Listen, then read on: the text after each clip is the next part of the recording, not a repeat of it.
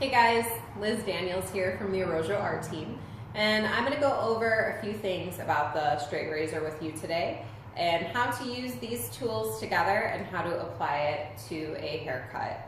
So first things first is get to know your razor. You have the handle of your razor, your tang, and your blade. You want to open it up all the way to an upside down L. And how to properly hold this, you're only going to be using your fingers to actually create movement to create a shape in hair. So you're going to do a peace sign or V for victory, and you're going to go ahead and place the part shaft, which is this portion of the handle or the blade, and the tang to your middle finger. You're going to wrap your pointer finger around to keep your fingers free. And then you're either going to rest your finger all the way across the blade, or you're going to find it might be comfortable to bring it and wrap it just slightly. You're going to use your thumb to create some movement all the way through, either with a closed blade, which is going to create more of a solid or precision line, or you can open it up, create a greater gate, which is going to give you a little bit more texture, fluidity, and movement within your haircut. So you really could get a precision haircut, and what we think of as a very solid line. You're doing precision haircuts with a razor. It's not just texturizing. Very cool stuff. So again, you're just moving it, and you're really just moving this part of your knuckle. So the reason why we really want to keep your fingers free is because we need to lock and load with this comb. What's so unique about this comb is that it's a little bit longer than your traditional cutting comb. You have a little bit more tension with finer teeth, and then you have a little looser tension with the wider set teeth on this comb. But one of the best things about it is that it does have this bigger section here, so it's going to help you get precision sectioning with your haircut, which is going to help you be a successful craft hairdresser and creating clean foundational precision lines with the razor. So how do you use these two together? What you're going to do is you're going to take your middle finger and your ring finger, place it in the front middle portion of the comb. You're going to take your thumb and your pinky at the bottom of the comb. If you find that when you're using this, it starts to slip towards the top or the bottom, you're just going to go ahead and push it up against your body and adjust it to where you need it to go, okay? So once you have your two fingers in front and your thumb and your pinky in the back, you're going to go ahead and practice flipping this. Now I encourage you to do this without the blade in. Take the blade out, practice it, don't even think about it, start talking about something else. Don't look at it, because if you look at it, you're probably going to drop it. Then you're going to want to go into the opposite direction. All of this is going to help with your dexterity to get really strong with the straight blade. Now the difference between cutting with a straight razor and a scissor is they both can create precision haircuts. They both can create beautiful fluid haircuts as well. But the difference is you really want to think about cutting with a scissor is like creating architecture. And creating a shape with hair with a straight blade is really like sculpture. So let's get into see how this really works with hair.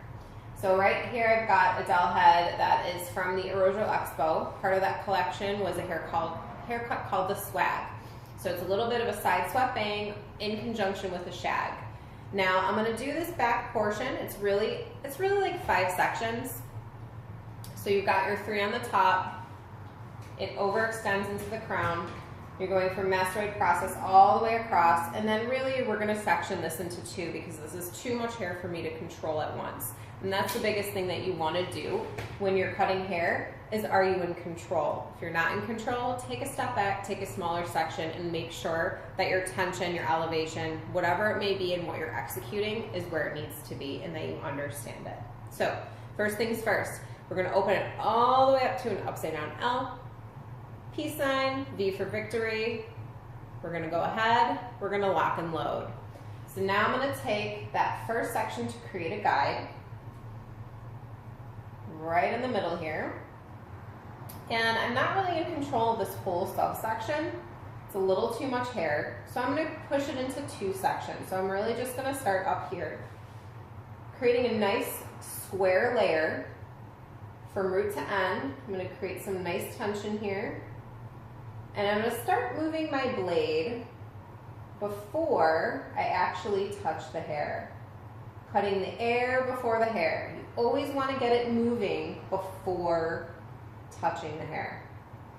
Now this next section I picked up at the bottom, I'm going to start to angle it out a little bit just to create a little bit more length. From that guide, what I'm going to do is take that into the next section. So I'm going to bring that over. Again, a nice square layer. A little bit of tension here. Cutting the air before the hair. You really want to make sure that you're getting a nice rhythm going. It doesn't have to be really fast and showy. You can get really zen with it, especially when you're first learning. And just kind of think of like 1, 2, 3, 1, 2, 3, 1, 2, 3. All of that is going to help you get in control of what you're doing using the razor. So I'm going to keep moving all the way through. Again, square at the top, nice tension, clean sections from root to ends. It's still a precision haircut.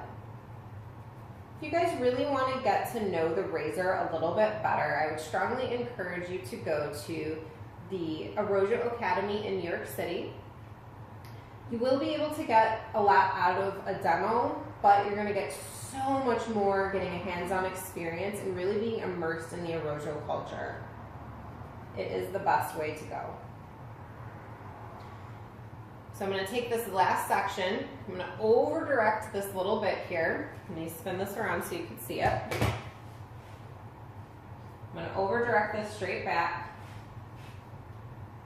Cutting the air before the hair, moving the blade down. And then I'm going to take this last little section here, bringing it straight down, but I'm still angling my fingers because I want to preserve that length. I don't want to create any holes. Take that last little bit here. All right. So I'm going to cross check.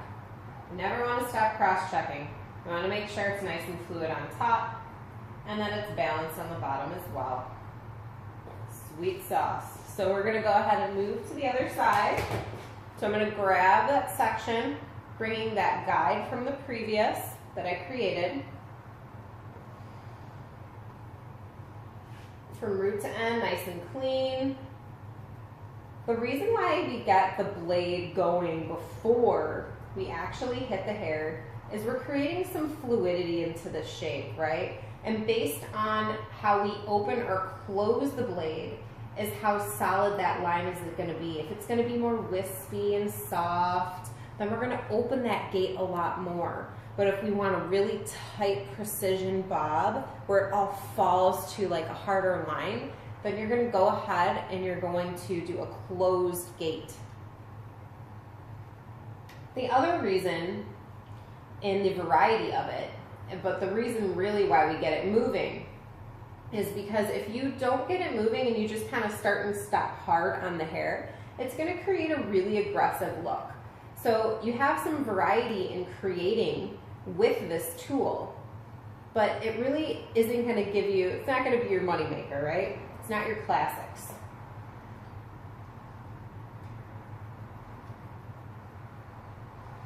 Now I'm going to go ahead and over direct this all the way back. Nice clean lines. A little bit of tension here. And then I'm going to bring this all the way down.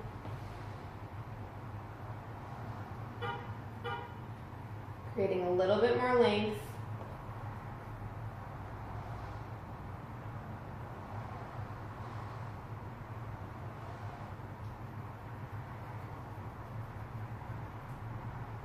And whatever is in my hands and in my fingers is what I've left on the hair. So if you see a lot of large pieces all the way through, then that means I have a really open gate and I'm creating more feathering. If I have something that's a little more like this, that means that I'm creating more of a solid line with some softness on the edges. So I'm going to go through, I'm going to cross check that, make sure. It's even on the top portion, fluid on the bottom, and then I gotta cross check to make sure that they match. Perfect. Okay, cool. The other thing I like to do is visually just make sure that there's a balance there. And then we're gonna go ahead and move on to the other side, but I'm gonna pause you right there, and I hope you guys are having a great day. We'll see you later. Bye.